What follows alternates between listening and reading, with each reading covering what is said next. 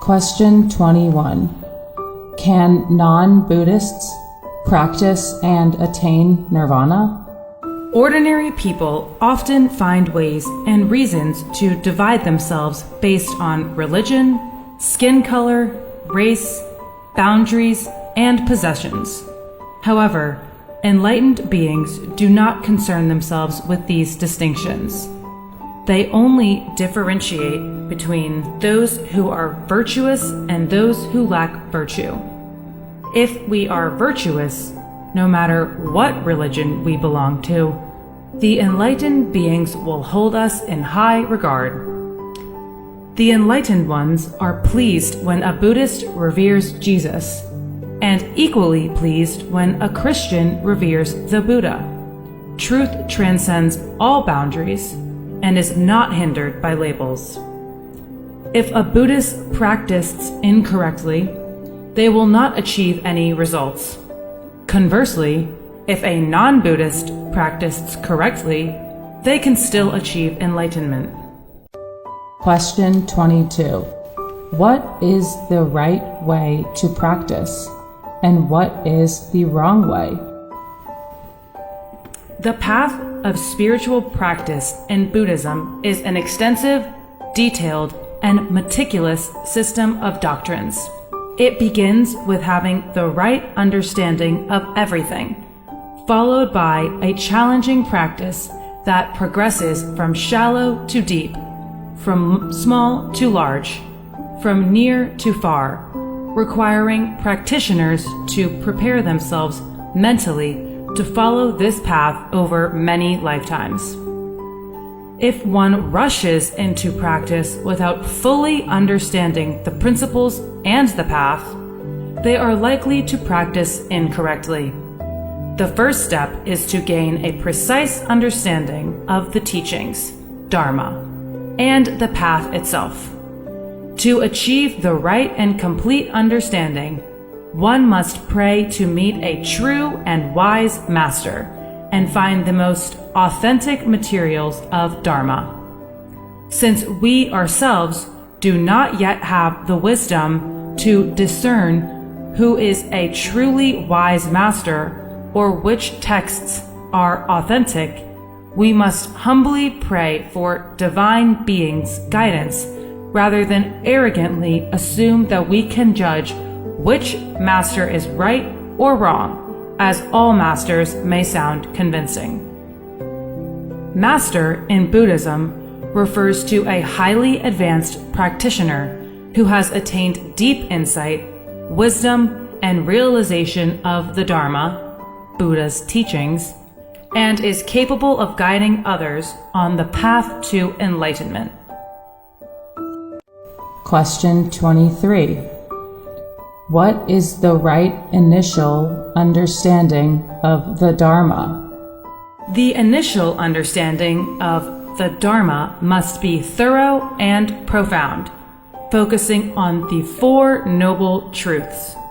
These truths are considered the declaration of Buddhism, which is great and profound. Therefore, it can be very challenging to understand. Despite that difficulty, we must strive to comprehend it to begin our spiritual practice, which spans many lifetimes. The Four Noble Truths consist of the following: the truth of suffering, dukkha, the truth about the inherent nature of suffering in all beings and life itself, the truth of the cause of suffering, samudaya, the truth about the origins of suffering and what causes suffering that pervades all aspects of life, the truth of the cessation of suffering, nirodha, the truth about nirvana, the state of absolute enlightenment and extraordinary liberation free from suffering and rebirth, which is the ultimate goal of Buddhist practice. The truth of the path leading to the cessation of suffering, magga. The truth about the path to the transcendent nirvana, which includes the Noble Eightfold Path. After meditating in the immovable lotus position for 49 days and nights in the forest of Uruvela, the Buddha attained supreme enlightenment.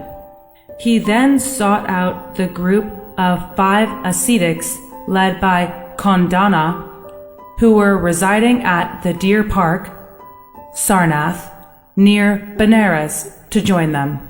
There, he delivered his first sermon on the Four Noble Truths, marking the beginning of all Buddhist teachings and representing the fundamental truth of the universe.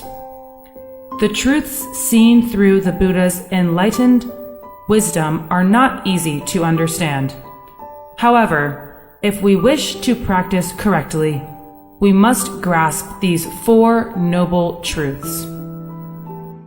Question 24. What is the truth of suffering? Dukkha. The truth of suffering, dukkha, refers to the fact of suffering. The universe is governed by many laws and principles related to physics, chemistry, mathematics, biology, and other fields. However, when it comes to sentient beings, those with consciousness, all inevitably face the harsh fact that all beings suffer in one way or another. We might feel that we are okay and not sense any suffering, much like an ant foraging for food, a fish swimming in the water, or a worm burrowing underground, all seemingly without suffering. This is because we have become accustomed to suffering, accepting it as part of life and enduring it to survive. However, those in the higher realm can see our suffering, just as we see insects and animals struggling to survive and feel compassion for them. Enlightened ones, such as the Arahants, who have achieved absolute liberation, see clearly that all beings struggle and suffer, constantly striving to live, just to eventually die, which seems ultimately meaningless. If someone has a virtuous heart and lives selflessly, serving and caring for others, even though their life is still suffering, it carries more meaning. Conversely, those who live selfishly only add to their suffering. The Buddha summarized suffering into 8 types. The suffering of unfulfilled desires. Beings continually seek but never fully attain their wishes. The suffering of separation from loved ones. We are parted from the people or things we love, since nothing in this world stays together forever. The suffering of encountering the unpleasant. Annoying and hated things follow us persistently. The suffering of birth. Life itself is a difficult journey. The suffering of aging. The decay and decline caused by aging are challenging. The suffering of illness. Physical ailments cause numerous troubles that no one can avoid. The suffering of death. The end of life brings pain, loss, separation, and regret. The suffering of mental disturbance. Mental turmoil is extremely distressing. Occasionally, we may experience success and good luck, making us feel happy. These fleeting joys are the good karmic results of our past virtuous deeds. But when the blessing runs out, suffering returns. Continuously doing good deeds can prevent suffering, but does not eliminate its root cause. Only by practicing the path towards liberation, as taught by the Buddha, can we completely eradicate the root of suffering. Our brains are inherently inclined towards sadness, but due to the merit we have, our brain cells secrete dopamine to mask this sadness. When they stop secreting dopamine, we will fall into inescapable sadness or depression.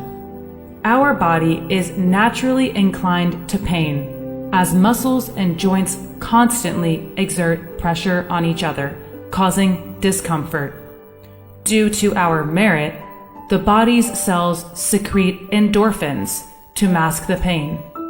Without merit, endorphins cease being produced. Then the body becomes filled with pain. The suffering of sentient beings is endless, reflecting the nature of life itself. Question 25. What is the truth of the origin of suffering? Samudaya. The truth of the origin of suffering, samudaya, refers to the causes of suffering. Why are we born into this world and endure so much hardship, conflict, separation, loss, grief, and despair, while joys seem fleeting and temporary? The root cause of all suffering lies in our ignorance, avijja, attachment to the self, ego, craving, anger, deceit, ambition, foolishness, misunderstandings, arrogance, and selfishness. It is because of our faults that we experience suffering. The greatest fault is ignorance. Ignorance leads to ego clinging and craving, trapping us in the endless cycles of birth and rebirth, samsara. Ignorance is difficult to define because ignorance is a profound state of darkness and foolishness that ordinary beings cannot perceive. Only enlightened arahants truly understand what ignorance is upon reaching enlightenment. Suffering is created by two forces: psychological feelings and the pressure of karma.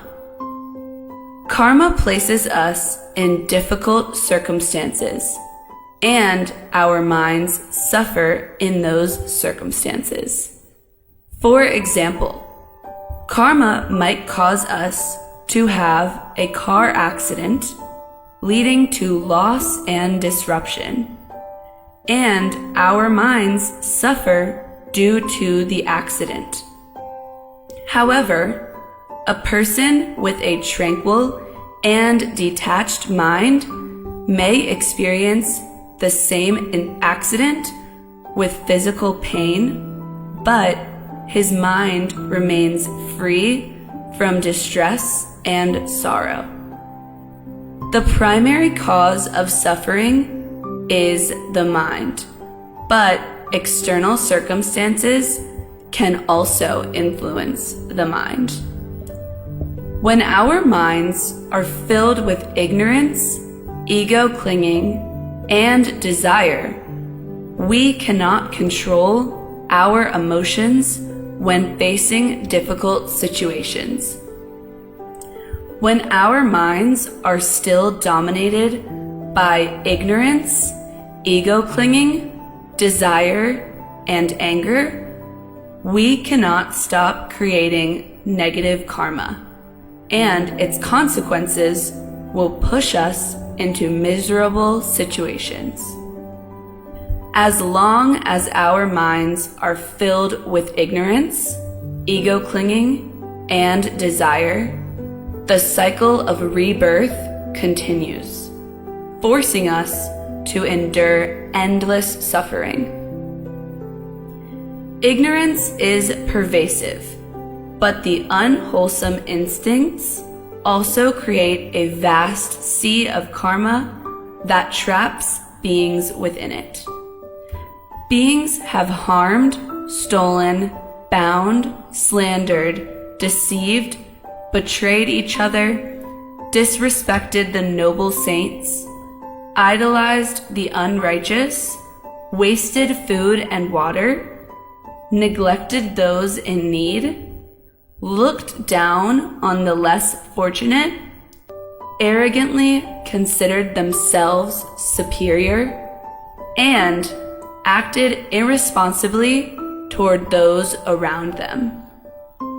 Countless karmic debts force beings to return and face their consequences to settle them fully. There is even karma that causes beings to be reborn as insects or worms with little hope of regaining human form, making the path to enlightenment seem hopeless. Occasionally, through learning moral teachings, beings create good karma, helping one another, and this merit offers them more choices in life, making their living more comfortable. However, as long as ignorance persists, negative karma is always lurking. Just a slight misstep creates negative karma, leading to further suffering. Ignorance and unwholesome instincts, fetters, are ever present, while virtue requires cultivation, maintenance, and effort, yet is easily lost. Suffering is difficult to eliminate because its causes, ignorance, ego attachment, and craving, are constantly present. Question 26. What is the truth of the cessation of suffering? Nirodha. The truth of the cessation of suffering, Nirodha, refers to the state of being free from suffering, known as enlightenment and liberation, achieved through successful spiritual practices in line with the Buddha's teachings. While many religions see reaching heaven after death as the ultimate goal for a faithful follower, Buddhism defines true spiritual success as achieving extraordinary inner enlightenment. After attaining enlightenment, one can freely choose where to be or choose not to exist in any place at all. There are 4 stages of enlightenment. Arahant, Arat, the 4th and highest stage of enlightenment. An Arahant possesses the 3-fold knowledge and 6 supernormal powers, achieving complete liberation from the universe with boundless wisdom and enlightenment. Anagami, non-returner, the 3rd stage of enlightenment. An Anagami is no longer reborn into the human realm unless they choose to be. They possess great spiritual powers and wisdom, and often reside in the highest heaven of the form realm, Suddhavasa, continuing their practice until they attain arahantship and enter nirvana. Sakadagami, once returner, the 2nd stage of enlightenment. A Sakadagami may be reborn in the human realm once more to complete their virtues and aspirations. They possess a very pure mind and some basic supernormal powers. After death, they are often reborn in the Tusita heaven to learn from Maitreya Buddha, the future Buddha of earth in the next hundreds of thousands of years. Sotapanna, stream enterer, the first stage of enlightenment. A Sotapanna may be reborn multiple times into the human realm to fulfill their virtuous aspirations for themselves and other beings. They have an unwavering commitment to morality and absolute reverence for the Buddha.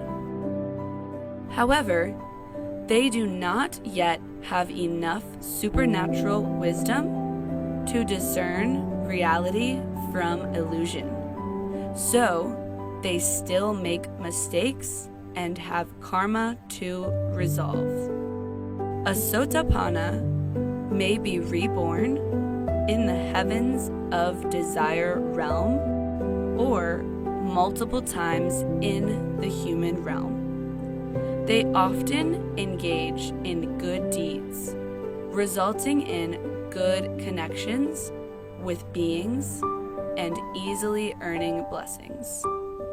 The threefold knowledge of an arahant includes knowledge of past lives, Pubeni Vasanu Satinana, the ability to see one's countless past lives in great detail and understand one's connections with innumerable other beings.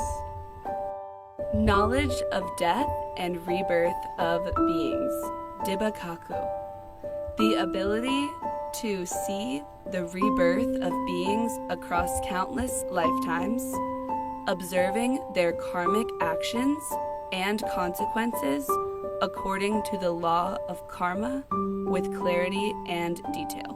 Knowledge of the end of mental defilements, Asava Kaya Nana, the ability to see the ultimate truth of the universe, understanding the Four Noble Truths and the workings of everything and every realm, with the capacity to know anything they wish to know, yet primarily grasping the profound wisdom of the Dharma. The 6 supernormal powers of an arahant consists of the threefold knowledge and add the following: supernatural power, Iddhivida, the ability to perform supernatural feats such as flying, creating multiple bodies, manipulating the elements, and transforming environments. Telepathy, Setoparya Nana, the ability to know the thoughts of other beings even from a great distance. Clairaudience, Dibasota, the ability to hear sounds of beings from all realms. The realms of heavens can also be considered as part of the cessation of suffering, because they alleviate many sufferings experienced in the human and animal realms. However, true cessation of suffering in Buddhism is only achieved through attaining inner enlightenment. Question 27. Is it true that those who attain sainthood in Buddhism possess supernatural powers as described in theory?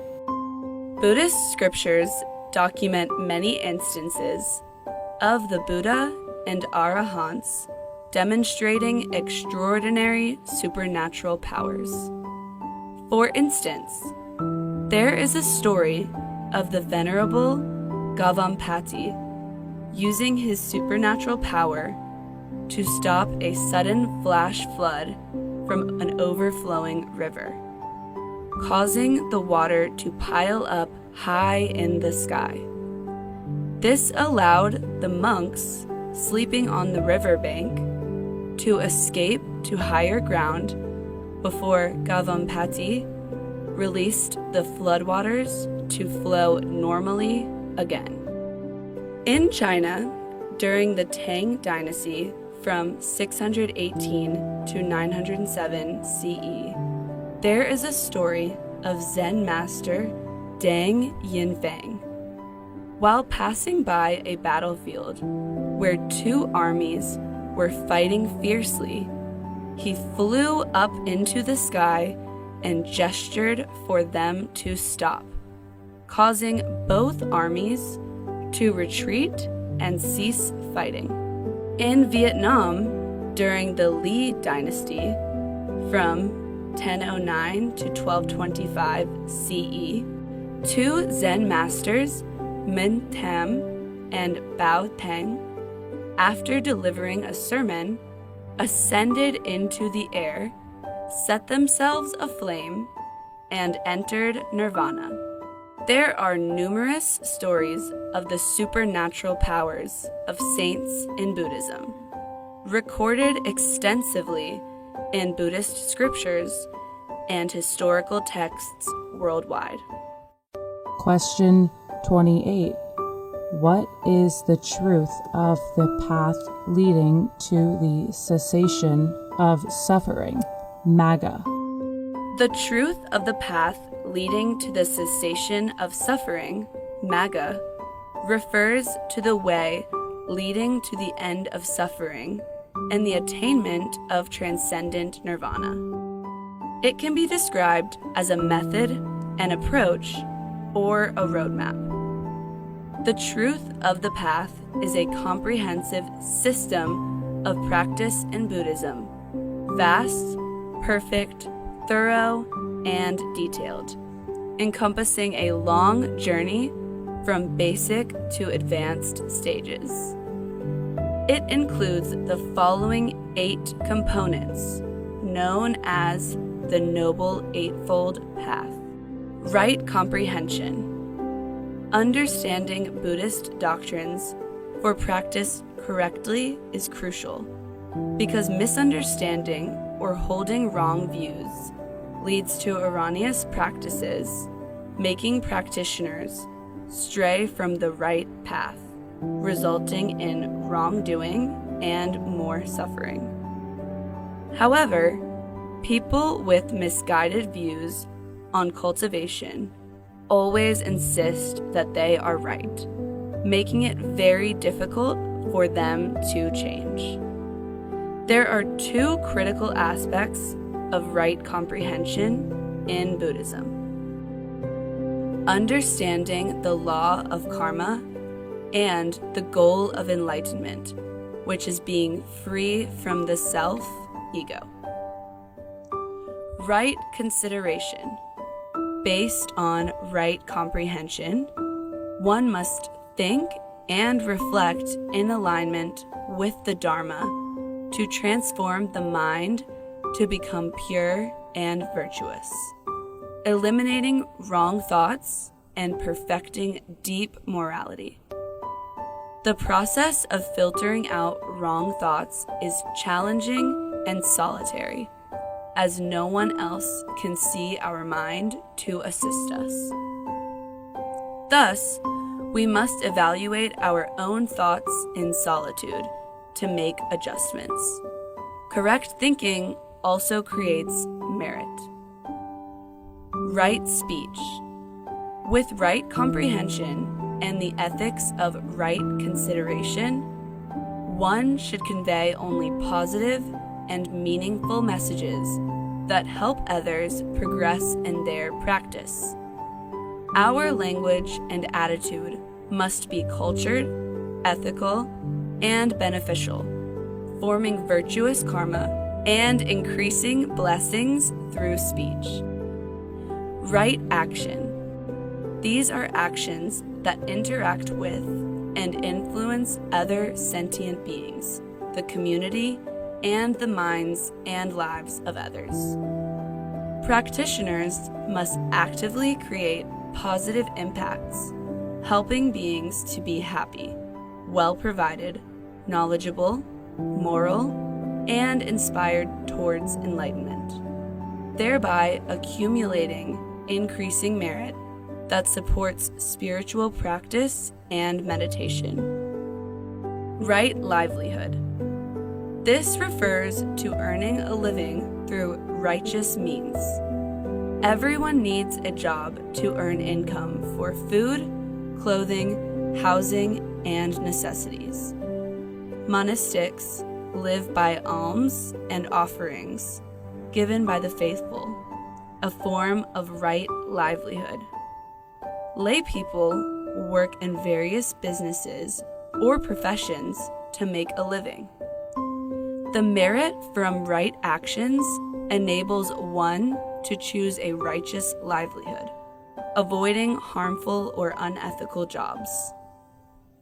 A right livelihood helps one earn more and more merit over time. Right endeavor. This is the effort in meditation practice. Meditation is the final path to spiritual enlightenment, requiring control of the mind and cessation of wandering thoughts to reach the ultimate truth. However, concentrating the mind in meditation is extremely difficult, and most people fail. Right endeavor refers to the stage where one practices a meditation method without attaining any immediate results, yet persists without giving up. The term right also implies the correctness of meditation methods, as many unknowingly practice incorrect meditation methods. Practitioners should pray to find a true Zen master who can guide the correct meditation approach to avoid wasting effort. Right mindfulness. At this stage, meditation practice begins to yield results. Wandering thoughts no longer dominate, and the practitioners frequently experience mindfulness. This stage is not yet extraordinary, as the mind remains flawed and still prone to faults. But mindfulness serves as a guiding light. The term right in this stage indicates that practitioners must understand that even with mindfulness, they remain flawed and must continue to practice diligently without becoming complacent or relaxed, which could lead to regression. Mindfulness can also give practitioners additional motivation to continue their spiritual practice. Right ecstasy. At this stage, a conscious effort is no longer needed to focus the mind, as the mind naturally abides in tranquility. There are 4 levels of right ecstasy: first jhana, second jhana, third jhana, and fourth jhana. These indicate different depths of tranquility. Though the mind is tranquil, depth varies, and not all tranquil states of mind are the same. In daily life, practitioners maintain mindfulness, right mindfulness, and enter deeper meditative states whenever they want. In the third jhana, one delves into the subconscious, understanding the automatic nervous system's secret workings. In the fourth jhana, one perceives the universe's profound nature, far beyond scientific understanding. The Noble Eightfold Path is an extensive system of practice requiring many lifetimes for a being to be able to attain liberation and enlightenment in nirvana. Question 29. Can you explain further why the right comprehension, specifically understanding the law of karma, is so important? Without a thorough understanding of the law of karma, We may hold on to wrong views, perceive things incorrectly, misinterpret everything, and act mistakenly, which diminishes our merit, causes us to accumulate negative karma, and ultimately closes off the path to spiritual enlightenment. For example, if we see a practitioner living in solitude and diligently meditating, achieving spiritual results, we might conclude that solitude led to their success in practice. This view does not align with the law of karma and is therefore inaccurate.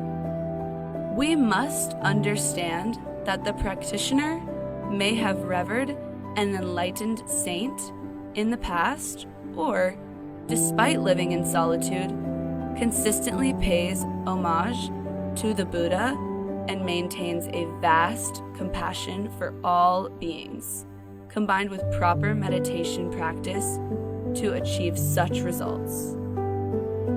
Similarly, when we see someone born into a wealthy family and simply attribute their situation to luck without further reflection, we are missing the law of karma. To be born into a wealthy family, this person must have accumulated significant merit in past lives, allowing them to enjoy prosperity and comfort from birth in this life.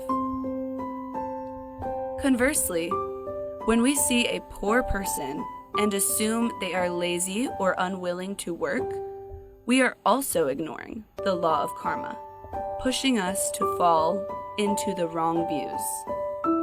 Many hardworking people remain impoverished due to a lack of opportunities, assistance, or frequent misfortune. Poverty can result from various karmic causes, not just a single fixed cause. Poverty may result from stinginess, wastefulness, looking down on the poor, improper use of money, or giving to unworthy individuals. Question 30. Is revering deities and praying to them considered right comprehension? Actually, most deities introduced by various religions are mythical characters without a historical basis.